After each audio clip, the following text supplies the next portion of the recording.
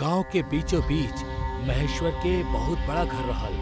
खानदानी अमीर होके के कारण घर में पैसा के कोनो कमी न रहल, पर वो बड़ा सा घर में महेश्वर और ओकर एगो नौकर यही दोनों रहत रहले।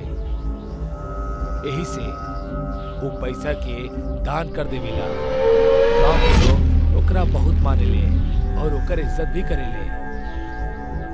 दिन भर लोगन के आय जाए के कारण ओकर दिन काम और दान में निकल जाला, पर रात के ओके बहुत ज्यादा अकेलापन महसूस होखेला। एक दिन महेश्वर अपना नौकर के कमरा में बुलाकर पूछलस, अरे सुना, ये गांव के लोग दिन भर तो हमारे आगे पीछे घूमे ले, पर रात के इनकरा का हो जाला? क्यों घर के आसपास से भी ना गुजरेला? ऐसन कहे? मालिक, ये सब उस सामने वाला पीपल के पेड़ के वजह से हो रहा बा। गांव के सब लोग उ पेड़ से डरे ले। भला काहे? काहे कि गांव वालन के ई कहल हा कि रात के समय उ पेड़ पर एगो चुड़ैल के सिर लटकल दिखाई देवेला। का बकवास हा? ऐसन कुछ ना होखेला। ना मालिक, ऐसन ही हा। कुछ दिन पहले हम गलती से रात के बाहर चल गए रहनी और अचानक हमार नजर पीपल के पेड़ पर पड़ल। हम देखनी कि जमीन पे केहू के सिर के परछाई पड़ल हा। हम डर के मारे भगनी और सीधा अंदर आ गईनी। अरे तू कुछ और देख ले होखबा डरपोक। ना मालिक। अरे चुप, जा यहाँ से। नौकर वहां से चुपचाप निकल गए। महेश्वर अपना कमरा के खिड़की से वो पेड़ के देखे लगल। नौकर के कहानी की वजह से आज ओकरा वो पेड़ थोड़ा अलग नजर आवत रहल। चुड़ैल के सच जाने के खातिर वो खुद वो पेड़ के पास जाए के फैसला कैलस। महेश्वर धीरे धीरे वो पेड़ की तरफ बढ़त रहल। वो पीपल के पेड़ चांद के हल्की रोशनी में बिल्कुल शांत और डरावना दिखाई देत रहल। जैसे ही वो पेड़ के थोड़ा नजदीक पहुंचल, ओकरा जमीन पर कुछ साया सा दिखल। वो थोड़ा डर गई, पर हिम्मत करके आगे बढ़त रहल। महेश्वर पेड़ के पास पहुंचल। ओकरा वो कटल हुए सिर के परछाई साफ दिखत रहल। वो परछाई के ध्यान से देख के ऊपर पेड़ की तरफ देखलस। पेड़ पे कुछ भी अलग ना दिखे के कारण वो डर के मारे सोच में पड़ गई। तब बे अचानक पेड़ से खून टपके लागल और वो परछाई हिले लागल। कुछ देर बाद चुड़ैल के डरावना सिर जमीन के चीरत हुए बाहर आवे लागल। महेश्वर पूरी तरह से डर गए और घर के तरफ भाग गए। चुड़ैल के सिर महेश्वर के पीछा कैलस, पर पेड़ के परछाई के बाहर वो ना आ पौलस। महेश्वर हाफत हाफत घर के अंदर पहुंचलस। नौकर महेश्वर के देख के डर गए। अरे का भइल मालिक? अरे वो चुड़ैल के सिर हमार पीछा करत रहल। आप इतना रात के बाहर गए ही काहे रहले?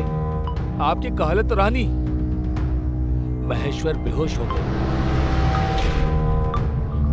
अगला सुबह महेश्वर उठ के खिड़की से वो पेड़ के घूरत रहल। ये चुड़ैल के सिर के कुछ करे के पड़ी।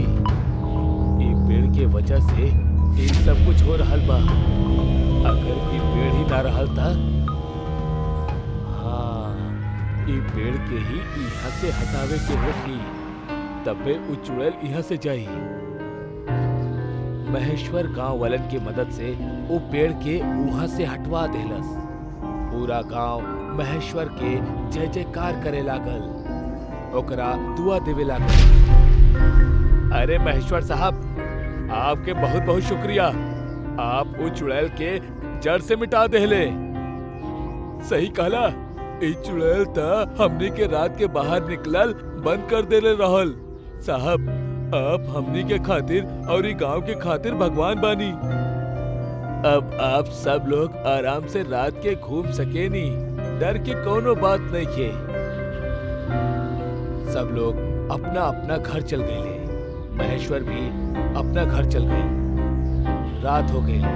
चांद की रोशनी बिल्कुल ना के बराबर रहल।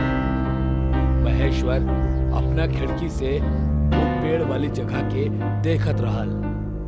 तब पे नौकर आके बोलस, मालिक आपके कुछ चाहिए? ना, जा सो जा तू। नौकर वहां से चल जाला। महेश्वर बड़ा खुशी से सुते चल गई।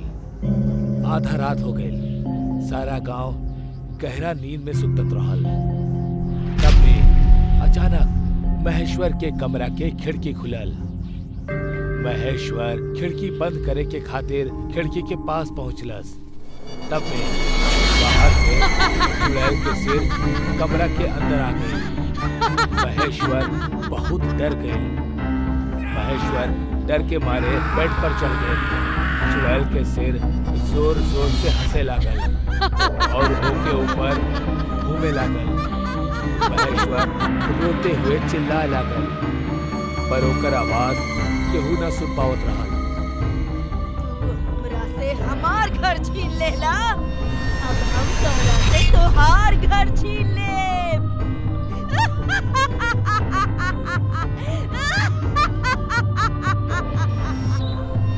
चुड़ैल के सर खिड़की से बाहर आके घर के ऊपर चारों तरफ घूमे लागल और घूमत घूमत बड़ा होके लागल। वो सिर अब और भी भयानक हो गए रहे। चुड़ैल के सिर एक जगह रुकल और आग से लाल रोशनी निकाल के वो घर के आग लगा देलस।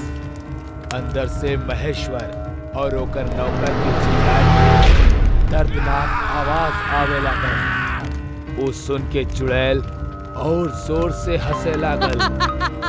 देखत ही देखत पूरा घर जल के खाक हो गई। कुछ देर बाद वो मलबा में से एगो पीपल के पेड़ उगे लागल। पेड़ पूरा तरह से बड़ हो जाइला के बाद वो चुड़ैल के सर वो पेड़ के अंदर गायब हो गई। पहले कि वो चुड़ैल के वजह से गांव के लोग रात में तका दिन में भी वो पेड़ के पास जाए से डरेले।